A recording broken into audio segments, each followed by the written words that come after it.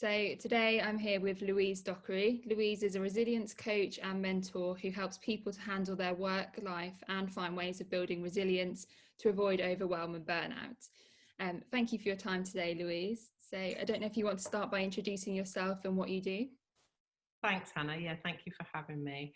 So I help women build their resilience to avoid burnout. The reason I do what I do is because I suffered burnout myself around 10 years ago now, when I worked in the advertising industry. And I had to leave my job. It was quite a big effect on my life. I left my job, I left London, I needed a break. I had a lot of health problems, I had extreme fatigue, didn't realise it was burnout at the time. And then I sort of took steps, once I had a break, took some steps to research into it and find out why this happened. And that's when I discovered that there were so many strategies, tools, things that could have helped me while I was in that position.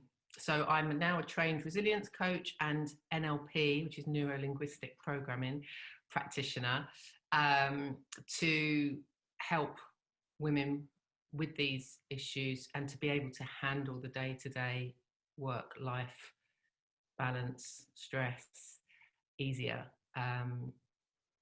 Through one-to-one coaching and group programs.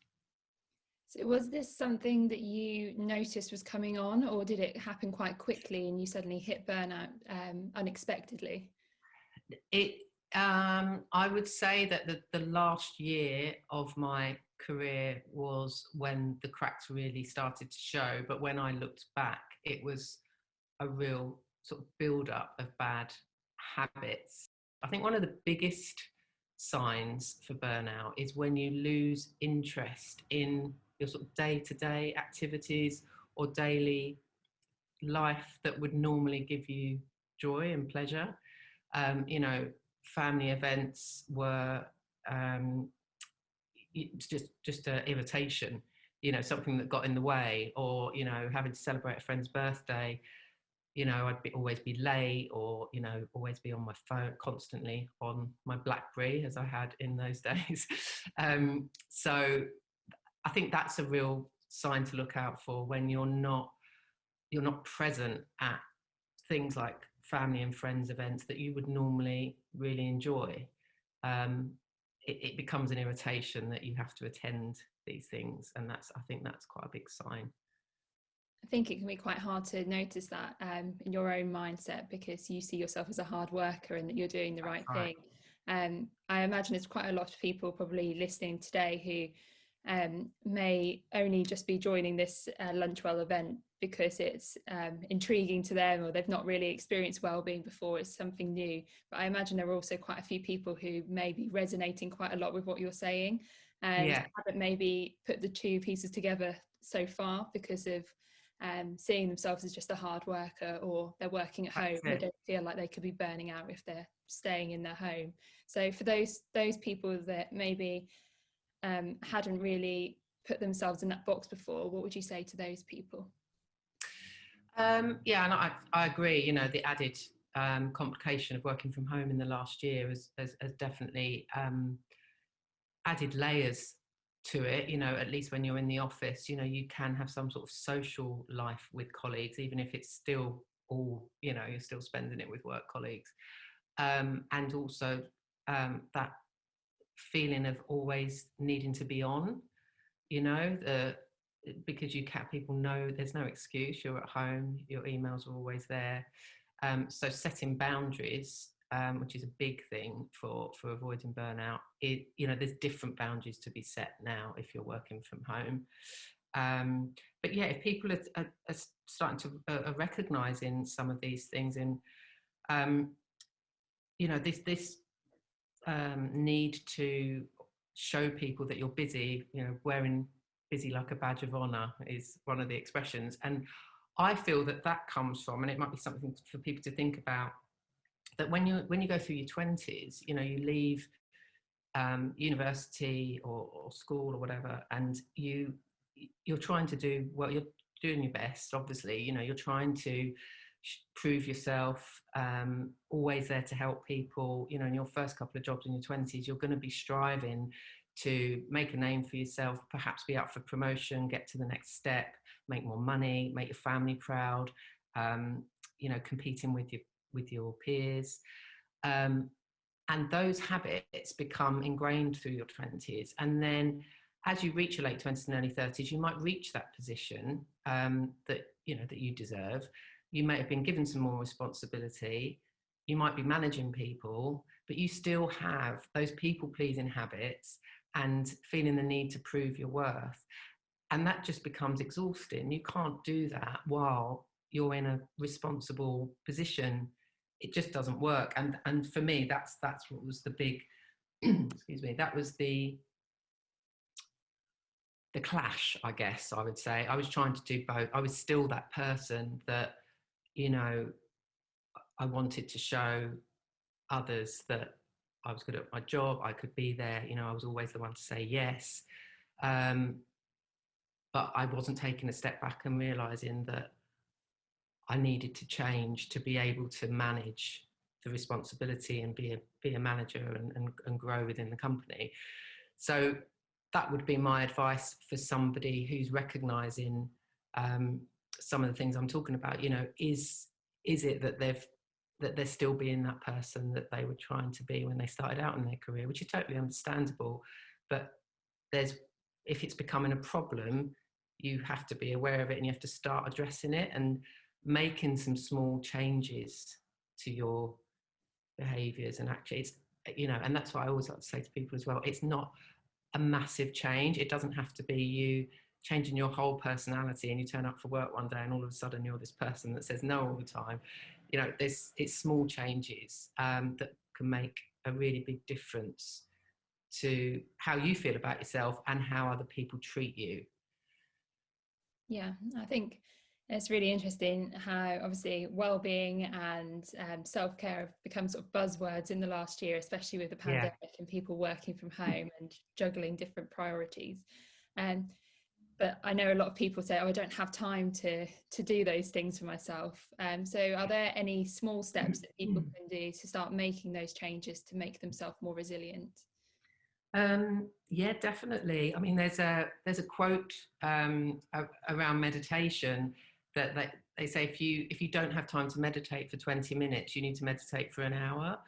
And I think that's, you know, that can be a real eye-opener for some people. You know, if they say, I don't have 20 minutes in my day, well then, you know, you've got a problem. You know, that's something that you need to address if you can't give yourself 20 minutes. And I think the biggest thing that I always start with people that are time poor, they're stressed, and they don't feel like they have any time for themselves, is to start with your morning routine and find, even if it's 5 minutes in the morning, to do something for you. And that could be, everybody's different, you know, not everyone likes meditation, but if you want to try that, there's meditation, there's journaling, there's, you know, stretching, going for a walk.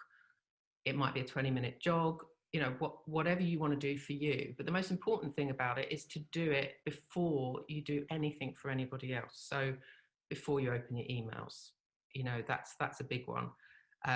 Before you start work, before you start this whole routine of putting everybody else's needs before yours, trying to hit deadlines, having these responsibilities. Because not only does it make you feel better, more energized, increase your self-esteem, what it also does is it trains your brain to think of yourself more before others.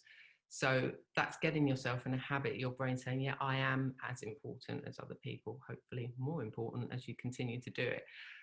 But that it's a brain training exercise. So it means throughout the day, you're more likely to think of yourself or consider your own needs when things come up.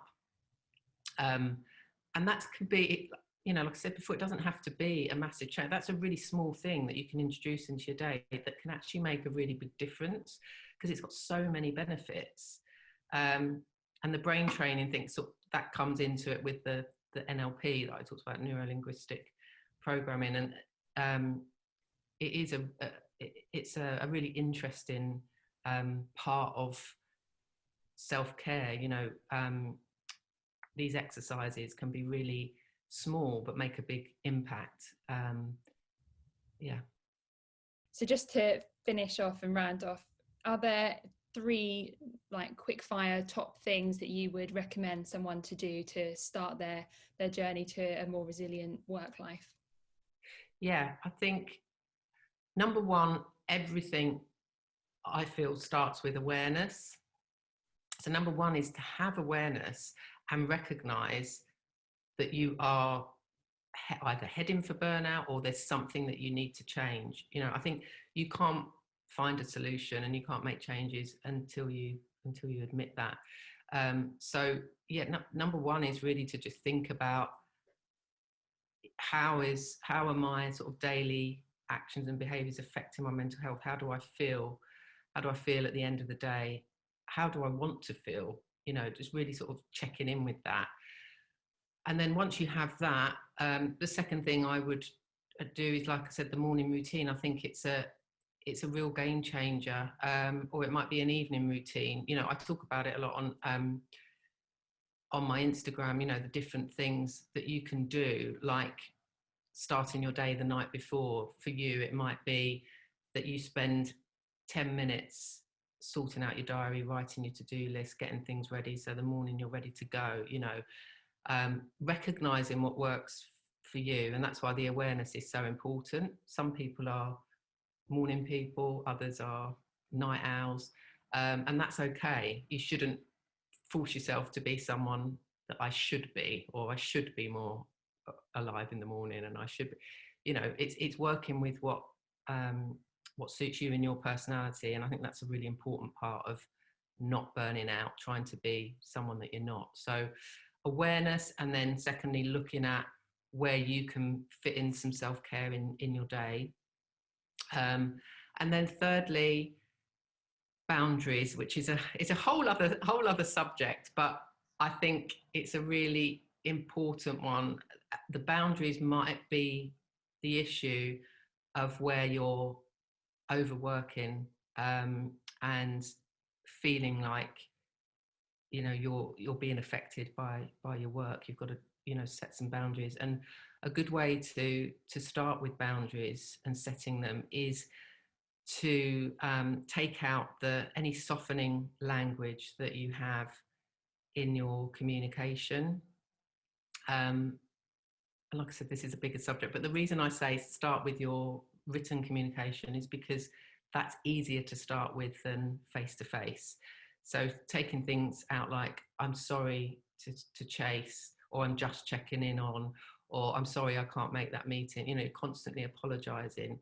It's people are perceiving you as somebody who's not as important as them. Your time isn't as important. And I think that's a really good place to start for self-esteem and just starting to change your actions and behaviors. It's, yeah. So like I said, a bigger subject, but that's... Yeah, I definitely picked up some tips there. I think everyone can take something away from that, even if it's just a really small change that they make in their day. I think the small changes can help build to something bigger. That's really interesting, Louise. Thank you ever so much for your time.